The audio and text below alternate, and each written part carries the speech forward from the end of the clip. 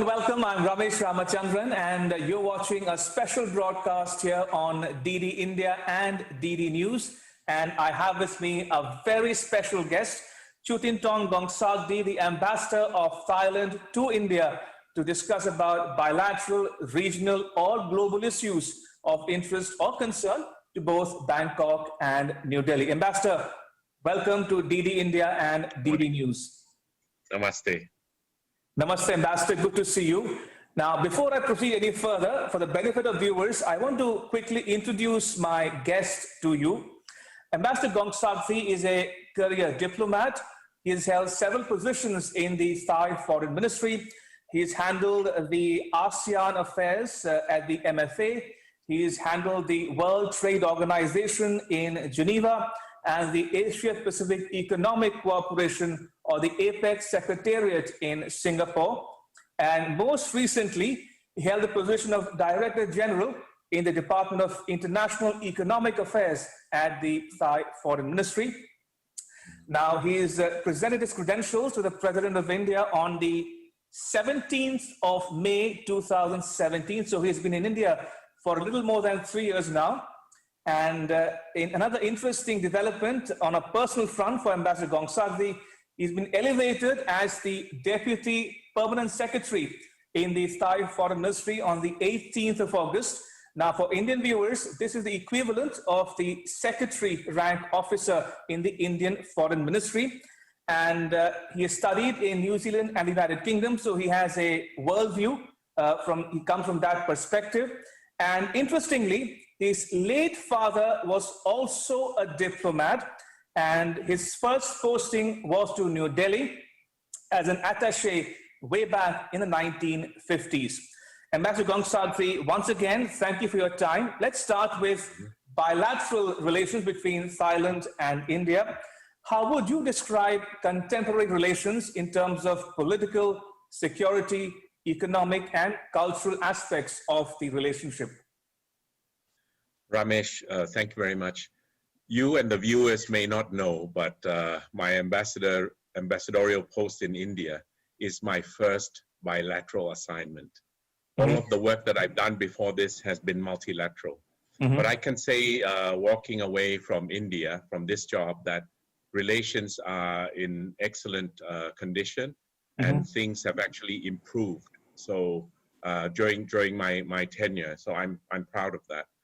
Usually we measure the state of relations by the exchanges of visits, of the two prime ministers to each other's countries, and enhanced activities, one of which I could highlight the India, Thailand, Singapore, trilateral maritime exercise. And people like to mock, the diplomatic cocktail receptions, but this trilateral exercise was lobbied and put together at one of these diplomatic receptions with our good mutual friend Singapore as the conduit.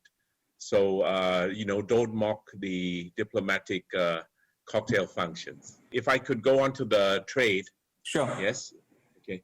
So trade has increased a lot, from 4.81 billion US dollars in 2009 to 12.15 billion, from 4.8 to 12.15 billion in 2019. Although, we, as an economist, we can always say that this is way under potential. And then the Indian side would also say that it's can be better because the India has a deficit with Thailand, okay, on that. And but with COVID, the trade has come down 32.2%, in the 7 months, January to July. And the figure of bilateral trade has come down from last year's 12.15 billion to 5.12 billion. Everyone is suffering, and we know about that. Let me just go on to finish the economic aspects. Sure. Investment. When I came, there were 26 Thai companies that were registered in India, and now there are 35. But we're still chasing our competitors, Malaysia, who has 100, and Singapore, who has 700, which is similar to what Korea has. But the important thing is that the numbers are increasing, and I learned that even post-COVID, Thai companies are thinking of expansion. So Dusit Group of hotels, and also a company called Magnolia Quality Development Corporation wants to expand. They have a big plan for India post-COVID. So we in government should also think like the private sector. You know, there's always an opportunity in a crisis. And finally, the biggest link, economic link you can say, you know, between us is the tourism. 2019, we had 2 million Indian tourists. There were 40 million tourists to Thailand altogether, but 2 million is a big chunk. And out of a country of 1.3 billion, we think it can grow. But of course, we have to reset, restart after COVID. Indeed. Ambassador, let's talk a bit in more detail about some of the bilateral aspects. You mentioned in passing about the India, Thailand, Singapore maritime exercises. Yes, in that context, India also took part in the Cobra Gold maritime exercise as well. How did that come about, and what's the future like for India, Thailand maritime security cooperation going forward, bilaterally and multilaterally? You know, this whole issue, I mean, about the maritime exercises is really about Malacca Straits, you know, which is a very busy sea lane, you know, and India would like to engage with us in the Cobra Gold exercise. What we have done is we've engaged India as an observer, but India would like to be a permanent participant. Right. And then there are other players as well. So in the end, we have, after a long dialogue, we have told India that that is a full participant is not possible, okay? Because as you know, the world has not stood still, and there are different pairs of regional powers, you know, that have to counterbalance each other. So at the moment, it would not be possible for India to participate as a full participant in Cobra Gold, but we can explore further areas of cooperation, like this trilateral exercise. It's in the Andaman Sea. It's at the entrance into the Malacca Straits, but we do other things. The other day, I tweeted about purchase of military equipment, trucks, Tata trucks, 600 altogether. And there were during my time, there were other discussions, missiles, repair of aircraft, 40 millimeter guns. But the problem is our interoperability, not of equipment, but of the purchasing and selling is not yet there. And I've seen opportunities slip, just because we couldn't get the interface together. But it's not that the will is not there. Every time there's a visit, the chief of the Navy visited, it opens up new opportunities, because Thailand wants to send the signal that we have to be, and we are, friends with all the regional players. We are not a superpower, not a regional power. So we're not in the position, we don't have the luxury, and we don't want to choose one over the other.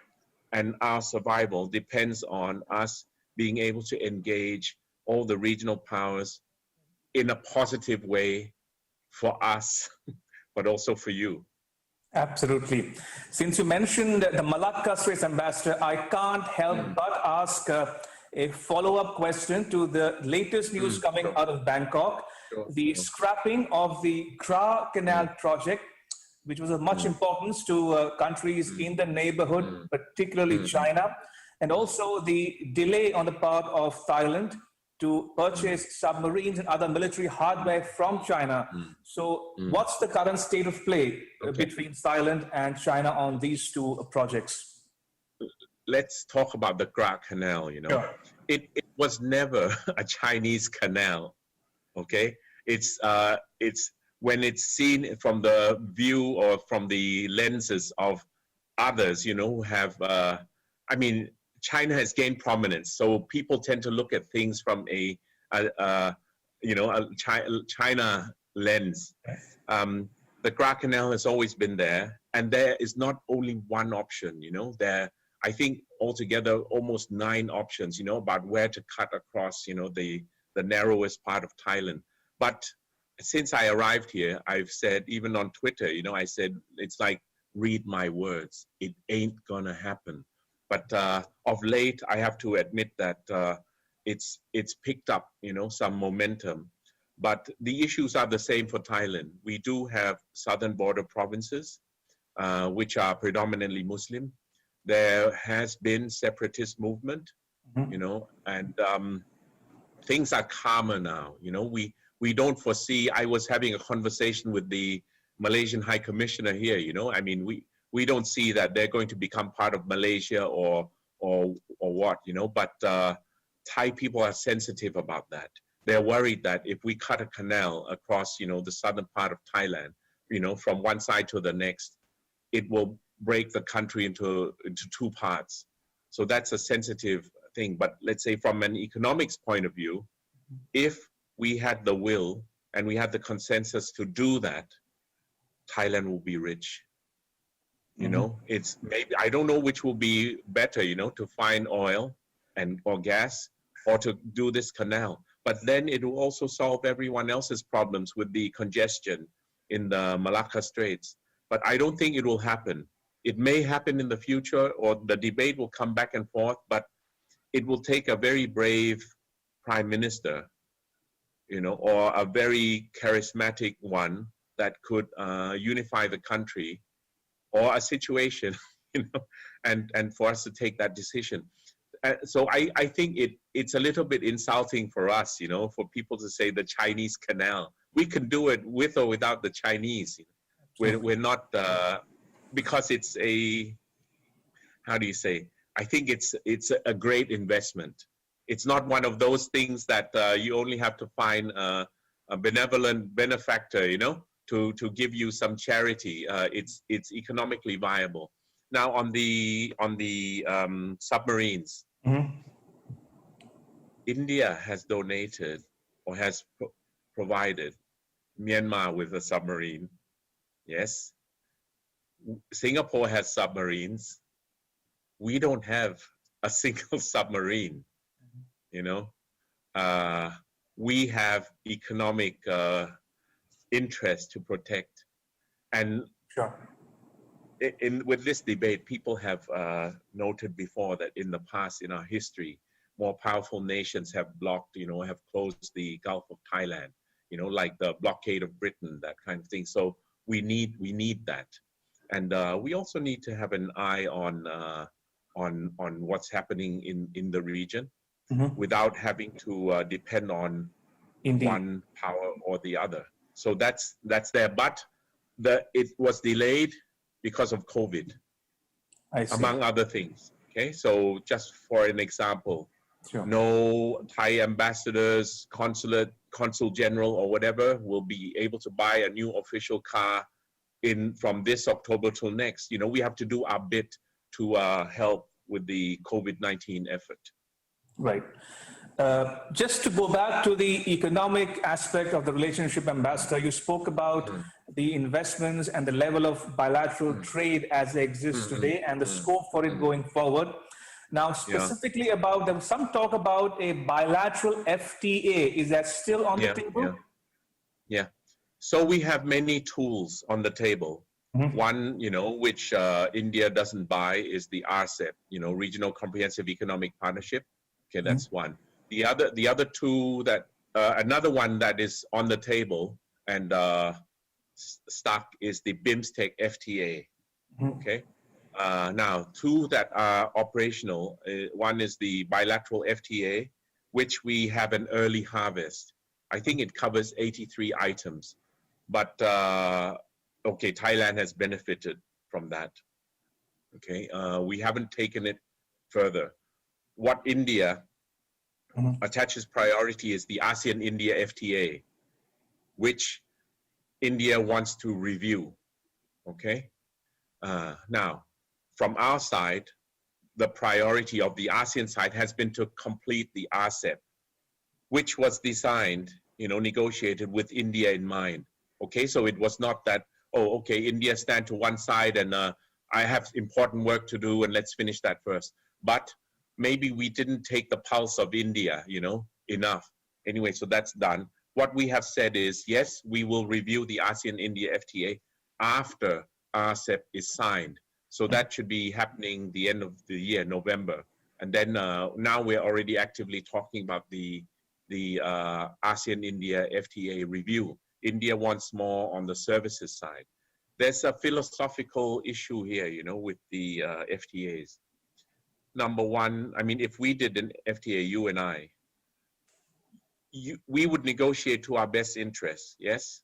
Right. But depending on how the economic relationship goes, dynamics of the market, you may be in deficit or I may be in deficit, But I think the more powerful countries now feel that if they are in deficit, they can do something about it.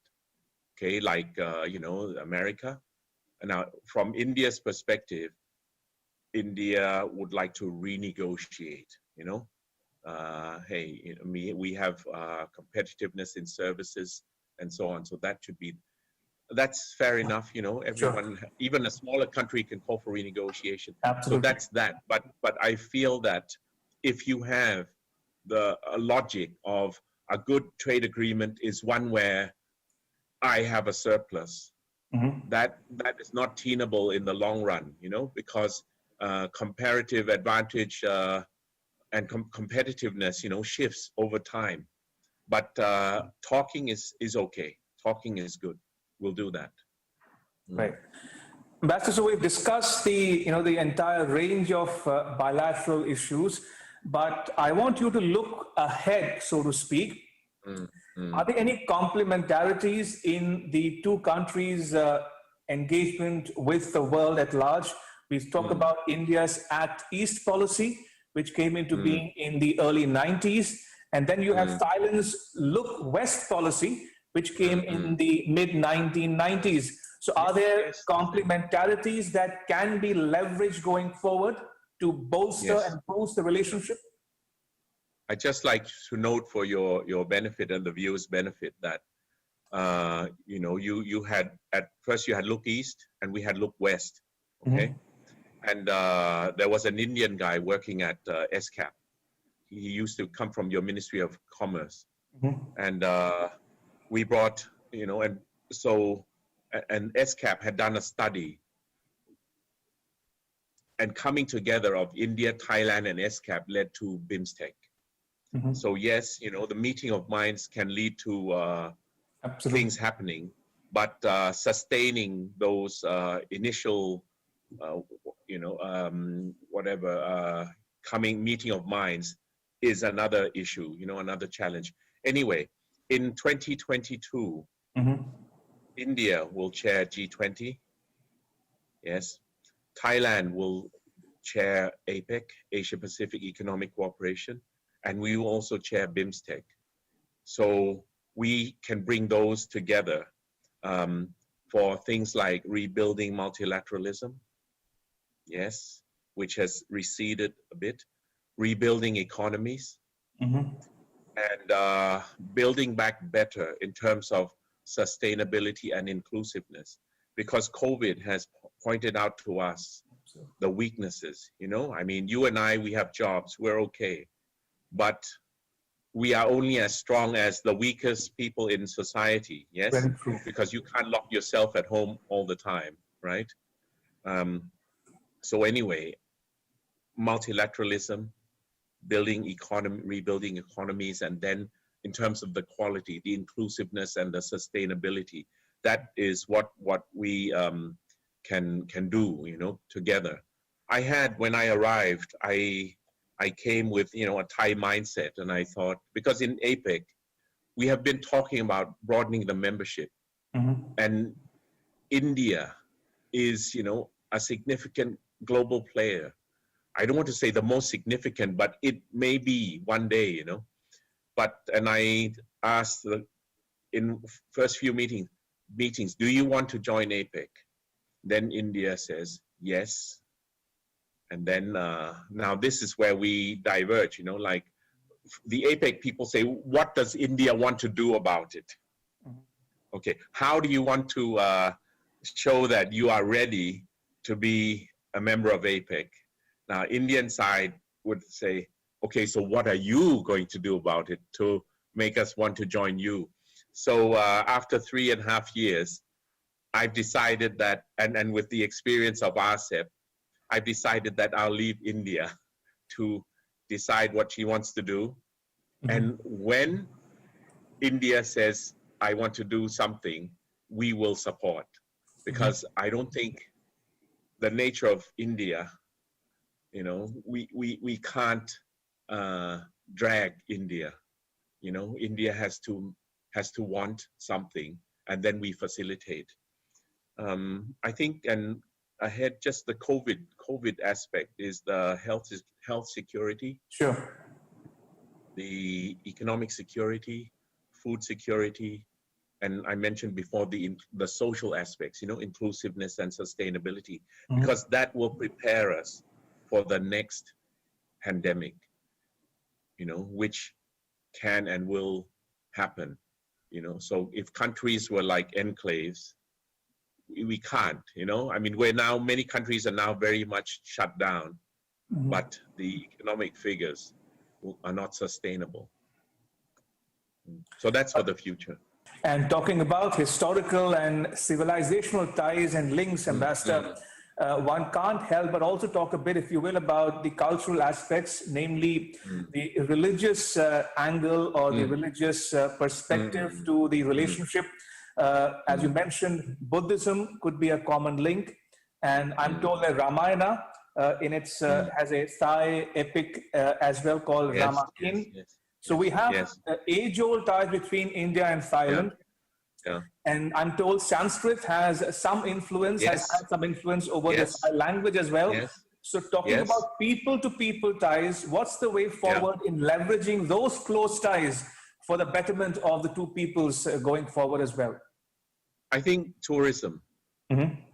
Tourism, because the more people go, the more they can identify with each other. Because a lot of Indians say, Thailand feels like home because you have Asok Road, which is from Ashoka.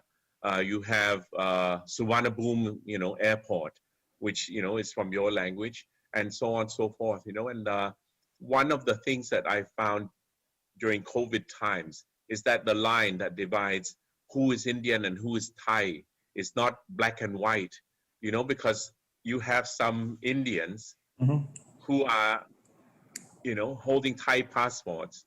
They don't really speak Hindi and so on and so forth, and yet they look Indian. So, the definition of a Thai having to be like this and Indian having to be like this is not so. And it goes the other way as well.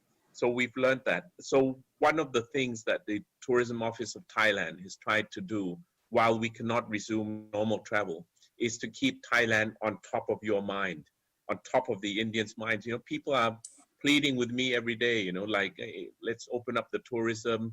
It's Indians who are pleading, even more than the Thais. But it will take a little bit of time yet, So I'm quite happy with the relationship between our two peoples, yes. But my concern, since I come from an economic background, has been to drive, make it pay dividends in economic side and also political, because Thais are not very, we don't, I used to say that, I concluded that, hey, Thais are basically economic animals. We want to do the trading and so on and so forth. So if you wanted to ask somebody about how do you see the Indo-Pacific, how do the Indonesians will give a more intellectual answer. You have think tanks in Singapore. That is what we need to top up on. I feel that we should be able to provide, intellectual input and not just want to do the dollars and cents. And that will enhance our profile. Indeed. And finally, Ambassador, let's talk a bit, if you will, about your tenure in India in terms of your travels around the country. Any particular favorites or locations which has stayed with you all these years? For instance, is Bollywood one of your favorites? I mean, have you had time to catch up on Hindi films? Food, No. for instance, do you have a favorite cuisine for that matter? Yeah. Okay. So let's start with the. No, I haven't watched Bollywood films because I don't understand the language. But Slumdog Millionaire, everyone knows, yes. But I've enjoyed traveling around India, and one of the things that I'm fascinated about is that the diversity of the people, and when, let's say, when you go to Northeast, you have people that look like us, and then you have people that look like Bangladeshis and so on, and yet everyone chooses to be together in this country that is India. You might say in a theoretical way that they could have easily wanted to form a nation of their own or whatever, and so, and to run a country like this, I used to say that I wouldn't want to be Prime Minister Modi, because his work will never end. But if you were him, and you, every day, whatever you do, you wake up and whatever you do will have an impact on a lot of people. So that's another thing that I realized. I'm grateful, to have been posted here, even though my sad career will be that I've only been an ambassador in one country. I'm grateful, and lucky that it was India, and also get to fulfill my father's legacy of he wanted to come back to be ambassador here. And the other thing that I hope will pay dividends in the future is, somebody told me, if you're negotiating with India, if I'm negotiating with you, Ramesh Ramachandran, I would want something that I consider is fair, yes? But then when you're negotiating with India, which is a regional power and one day will be a global power, do you want 50% of nothing, or do you want 40% of something? And that is what I'm going to take home and try to convince my people so that we can push forward the BIMSTEC FTA and, perhaps RCEP or some other thing, because, 40% of something is better than 50% of nothing. That's what I'll do. So I have a different perspective of India. Ambassador, on that note, I want to thank you so much for making time to speak to our viewers in India and around the world on bilateral, regional, and global issues of interest or concern to both Bangkok and New Delhi. And may I once again wish you all the very best in your future endeavors. Thank you. Thank you very much, everyone. Namaste. And that's a wrap on this special broadcast. But news continues here on DD India and DD News. You can catch all the latest updates on our social media, mobile, and digital platforms. Thanks for watching. Bye-bye.